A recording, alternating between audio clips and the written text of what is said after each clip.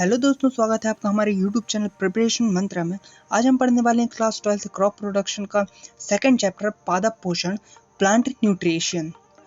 अगर आपने crop production की फर्स्ट चैप्टर नहीं देखा है तो आप हमारी वीडियोस जाकर देख सकते हैं। इस चैप्टर में टोटल 4 टॉपिक हैं। फर्स्ट है परिभाषा, पौधों के लिए आवश्यक पोषक तत्व, पादप पोषण में तत्वों की अनिवार्यता की कसौटी। थर्ड है आवश्यक पोषक तत्वों का वर्गीकरण, महत्वपूर्ण पोषक तत्वों के रूप, उनके कार्य वक्मी के लक्षण। फोर्थ है एकीकृत पोषक तत्व प्रबंध प्रणाली, परिचय एवं महत्व। वह विधि जिसके द्वारा पौधे अपनी वृद्धि एवं परिवर्धन हेतु खनिज तत्वों का अवशोषण तथा उपयोग करते हैं, खनिज पोषण अथवा पादप पोषण कहलाती है। मतलब कि जिस क्रिया में प्लांट जमीन से, सॉइल से न्यूट्रिएंट्स और मिनरल्स लेते हैं उसे पादप पोषण कहते हैं या प्लांट न्यूट्रिशन कहते हैं। The process which involves absorption and utilization of minerals elements by the plant for their growth and development is called mineral nutrients और plant nutrition। तत्वों की अनिवार्यता की कसौटी, criteria of essentiality of elements. किसी पौधे में खनिज तत्वों की उपस्थिति पौधे की राख अथवा भस्म के रासायनिक विश्लेषण से ज्ञात की जाती है। मतलब कि जो पौधे की राख होती है ना, उससे पौधे में उपस्थित तत्वों की मात्रा एवं संख्या पौधे की जाति, आयु, वातावरण एवं आवास पर निर्भर करती है। अब तक पौधे में लगभग 60 तत्वों की उपस्थिति पहचानी गई है और इनमें से कुछ तत्व बहुत आवश्यक है और कुछ नहीं है। मतलब कि कुछ बहुत आवश्यक होते हैं और कुछ के कमी से भी काम चल जाता है, मतलब ज़्यादा आवश्यक नहीं होते हैं। अब आवश्यक तथा अनावश्यक तत्व, essential and non essential elements. आवश्यक तत्व ऐसे तत्व जो किसी पौधे की सामान्य वृद्धि तथा विकास के लिए आवश्यक होते हैं, उन्हें आवश्यक तत्व कहते हैं। मतलब कि जिनके बिना पौधा पनप भी नहीं पाएगा और अच्छी ग्रोथ नहीं कर पाएगा। इन तत्वों में से किसी एक की भी कमी होने पर पौधे में विकार उत्पन्न हो जाता है और वह विकार उस तत्व की पूर्ति करने पर ही दूर होता है। ये तत्व पौधे की उपापचय क्रिया में महत्वपूर्ण भूमिका निभाते हैं। खनिज तत्वों को पौधे के लिए उनकी आवश्यक मात्रा के आधार पर 2 वर्गों में बांटा गया है। पहला है गुरु आवश्यक तत्व, मैक्रो एसेंशियल एलिमेंट्स अथवा गुरु पोषक, मैक्रो न्यूट्रिएंट्स। इन तत्वों की पौधों को अपेक्षाकृत अधिक मात्रा में आवश्यकता होती है। सेट्स एंड नॉप 1860 ने इस वर्ग में 10 तत्वों को रखा है।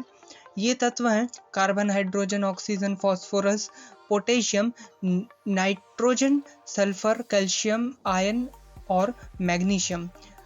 पौधे के प्रत्येक 1 ग्राम शुष्क भार में इन तत्वों की मात्रा कम से कम 1 मिलीग्राम होनी चाहिए। दूसरा है सूक्ष्म आवश्यक तत्व, मैक्रो एसेंशियल एलिमेंट्स अथवा सूक्ष्म पोषक तत्व, माइक्रो न्यूट्रिएंट्स। इन तत्वों की पौधों को कम मात्रा में आवश्यकता होती है। पौधे के प्रत्येक 1 ग्राम शुष्क भार में इन तत्वों की मात्रा 0.1 मिलीग्राम के बराबर या इससे कम होती है। सूक्ष्म तत्वों की संख्या 6 होती है। ये तत्व हैं manganese, zinc, boron, copper, molybdenum और क्लोरीन। इन्हें ट्रेस या सूक्ष्म मात्रिक तत्व भी कहते हैं। ये नीचे की पॉइंट है। पौधों में आयरन, Fe की भी अपेक्षाकृत कम मात्रा में आवश्यकता होती है, अतः कुछ वैज्ञानिक इसे भी सूक्ष्म पोषक तत्व मानते हैं। मतलब कि कुछ वैज्ञानिक इसे सूक्ष्म पोषक तत्व मानते हैं। अगला है अनावश्यक तत्व, नॉन एसेंशियल एलिमेंट्स। ऐसे तत्व जो कि उस पौधे के लिए किसी काम के ही नहीं है, वो अनावश्यक तत्व होते हैं जो उनकी वृद्धि में कोई असर ना डालें। जैसे कि ये तत्व पौधे की संरचना व उपापचय क्रियाओं में भाग नहीं लेते हैं तथा इनकी कमी या अनुपस्थिति से पौधे में किसी प्रकार का विकार उत्पन्न नहीं होता है। नेक्स्ट है तत्व की अनिवार्यता का निर्धारण, determination of essentiality of an element. किसी तत्व की अनिवार्यता का पता लगाने के लिए समय समय पर अनेक विधियों का प्रयोग किया गया है। इनके अतिरिक्त इन विधियों द्वारा विशिष्ट पोषक तत्वों की कमी से पौधे में प्रकट होने वाले विभिन्न लक्षणों, विशिष्ट तत्व की अधिकता के प्रभाव तथा अन्य तत्वों के साथ उस विशिष्ट तत्वों की अन्योन्य क्रिया आदि का अध्ययन किया जाता है। इन विधियों में प्रमुख है विलयन संवर्धन, सॉल्यूशन कल्चर, बालू संवर्धन, सैंड कल्चर। विलयन संवर्धन, इस विधि में पौधे को खनिज तत्वों के ऐसे विलयन में उगाया जाता है जिसमें सभी आवश्यक पोषक तत्व निश्चित अनुपात में उपस्थित होते हैं। इस विलयन को संपूर्ण पोषक विलयन कहते हैं। इस विलयन में पौधा सामान्य वृद्धि प्रदर्शित करता है। अब पौधे को ऐसे विलयन में उगाया जाता है जिसमें उस तत्व के लवण को सम्मिलित नहीं किया जाता है जिसकी अनिवार्यता का अध्ययन करना होता है। ऐसे विलयन को न्यूनीकृत पोषक विलयन कहते हैं।